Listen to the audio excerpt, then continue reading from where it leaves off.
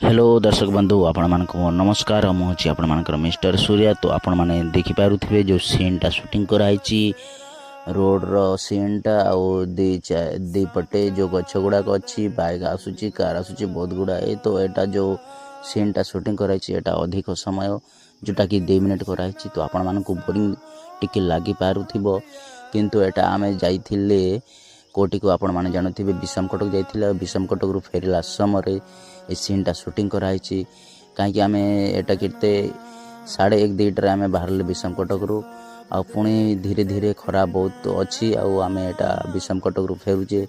तो मु चाहिए जदि आमको भी से समय बोरिंग लगुला तो आम चाहिए कि ना आमको बोरिंग लगुच तो आम किसी टाइम पास करवा बोली जे सीनटा को आम शूटिंग करेचे।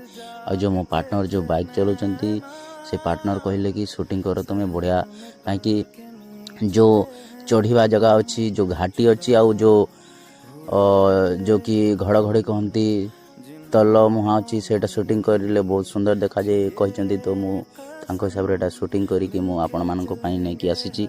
तो आपण मानक जदि भल लगी भल जदि न भी लगी ताले आपण माने कमेंट्स सब्सक्राइब लाइक शेयर माध्यम रे फॉलो माध्यम रे जनातु थे जो एटी माकड़ी माने भी अछंती रोड पर जीवा आसवा करुँच कार मैंने आसुँच बाइक मैंने आसुँच बहुत गुड़ाए। तो मु आपण मानक पुणी आ बढ़िया वीडियो माने नहीं आसबि।